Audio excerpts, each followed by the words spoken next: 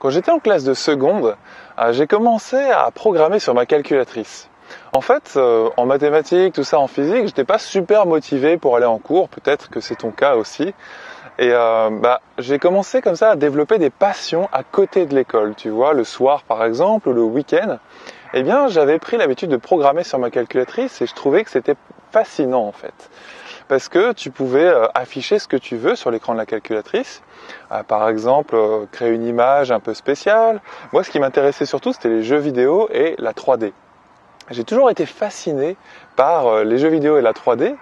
Et notamment, tu sais, moi je suis un petit peu vieux, donc à mon époque, il y avait des jeux il y en a toujours des jeux en 2D, mais tu vois, il y en avait beaucoup plus avant, et j'ai vécu un petit peu l'avènement, c'est-à-dire l'apparition de la 3D dans les jeux.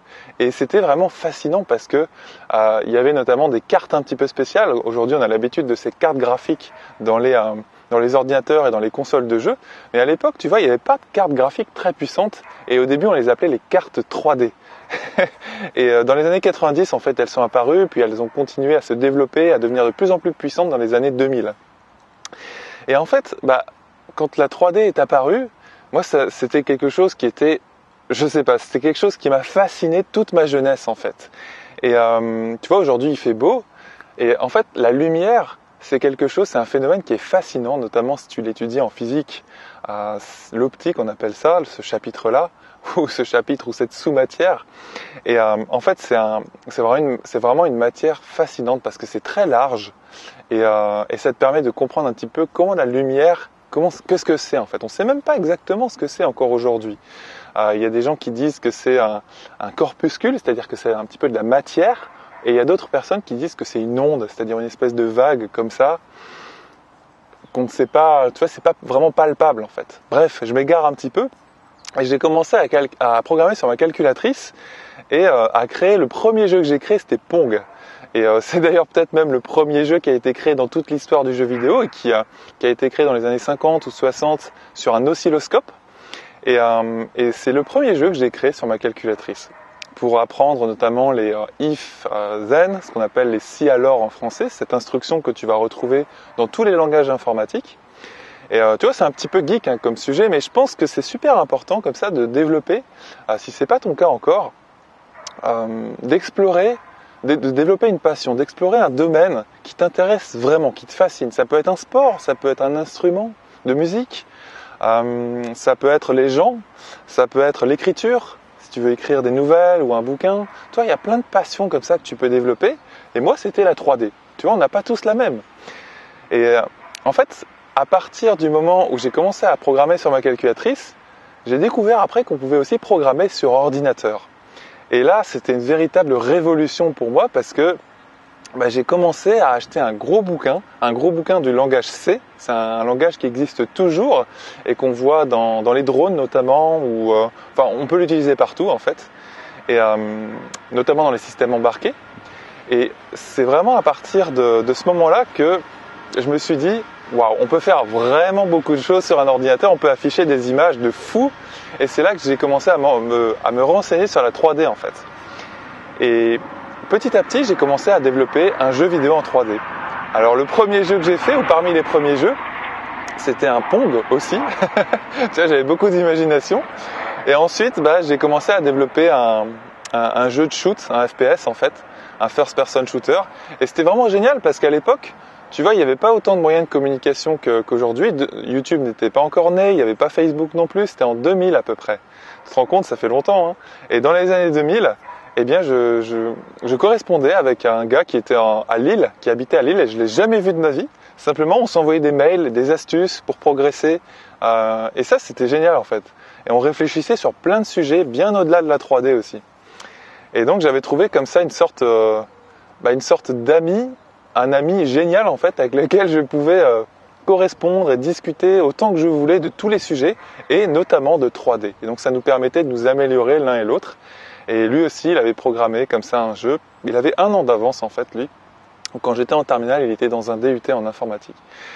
Et après, mon lycée a continué. J'ai pas vraiment beaucoup bossé les maths et la physique non plus.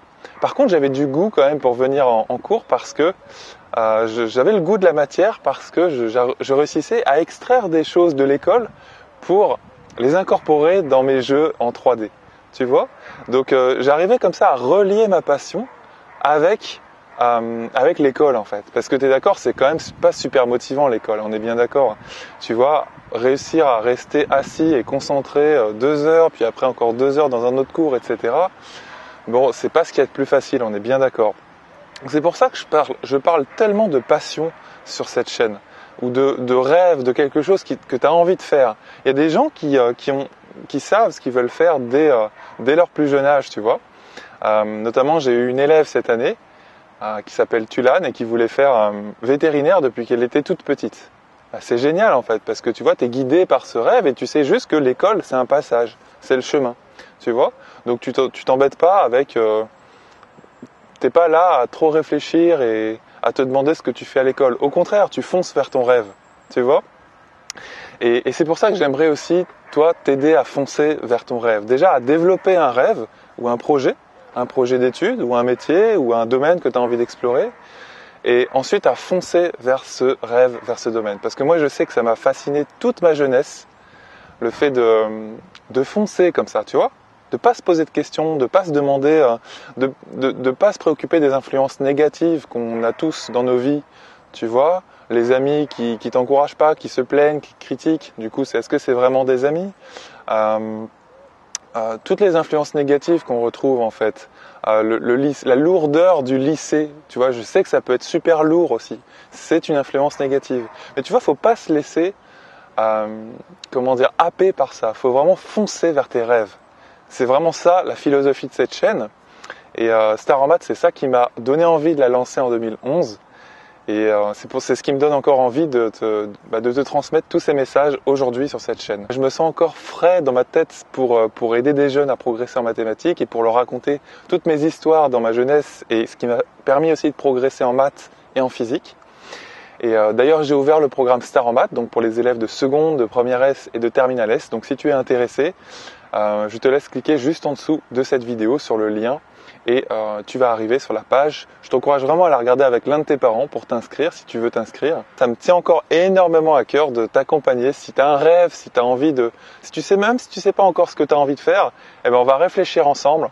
On va poser des actions. Tu vois, je vais t'aider à trouver un projet d'études éventuellement et après foncer vers ce rêve, vers ce projet.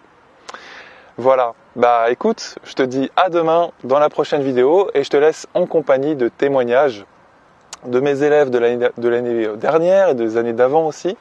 Et si tu veux participer au programme, eh bien il te suffit de cliquer juste en dessous sur le lien, juste en dessous de cette vidéo et regarde cette page avec l'un de tes parents pour t'inscrire au programme Star en Maths. Si tu es en seconde ou première S ou terminale S, donc si tu prépares le bac cette année.